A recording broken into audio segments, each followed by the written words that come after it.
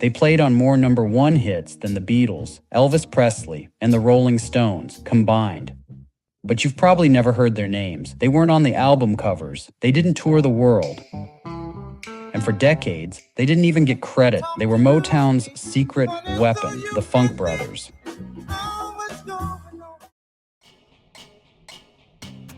In the 1960s, Motown wasn't just a record label.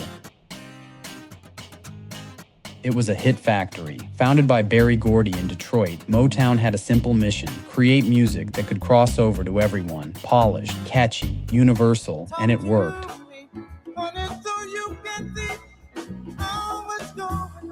The label launched stars like the Supremes, Marvin Gaye, and Stevie Wonder. But behind every hit, behind every voice, was the same group of musicians, a band that rarely left the studio, but defined an entire era of music. Well, the most important pointer that my father taught me when I'm playing, if I don't feel it, don't play it. They called them the Funk Brothers, a loose collective of Detroit jazz and blues players who became the backbone of Motown sound. If you've ever heard this, I've Got Sunshine on a Cloudy Day, that's them. My Girl, or this, Ain't No Mountain High Enough, that's them too. And maybe the most iconic groove of all, I Heard It Through the Grapevine. That bass line, that's not the singer, that's James Jamerson. Jamerson didn't just play bass, he reinvented it, melodic, fluid, alive. Sometimes he'd record lying on his back, one take, no sheet music, just instinct.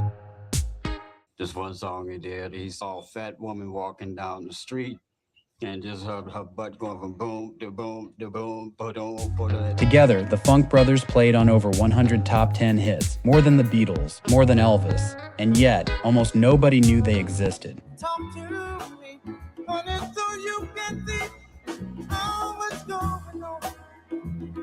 What's going on? Motown sold stars, not session musicians. The faces were out front: Diana Ross, Smokey Robinson, The Temptations. But the band, they stayed in the shadows. No album credits, no royalties, just a flat fee. And the next session, day after day, song after song, hit after hit. They were the sound of Motown, but not the story Motown wanted to tell. There was never a bass player on no coast then.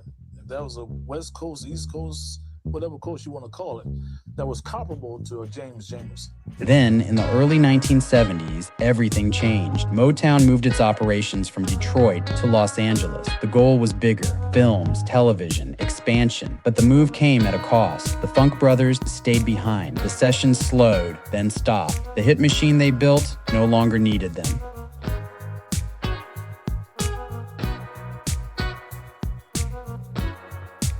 Some struggled to find work, others faded into obscurity, and James Jamerson, one of the greatest bass players of all time, died in 1983, largely unrecognized for what he'd created. The sound of a generation gone quiet. And experimentation and fearlessness. You have to be absolutely fearless to play those notes in that place. It took decades for the story to resurface. In 2002, a documentary called Standing in the Shadows of Motown finally put names to the music. The surviving members told their stories, played the songs, and for the first time, stepped into the spotlight they never had.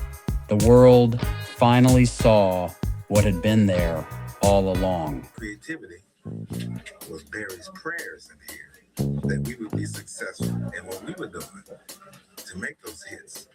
And then we used to hear it in his voice. They weren't on the album covers. They didn't headline the tours, but they were the groove, the rhythm, the foundation. They were the sound of Motown. And without them, those hits don't exist.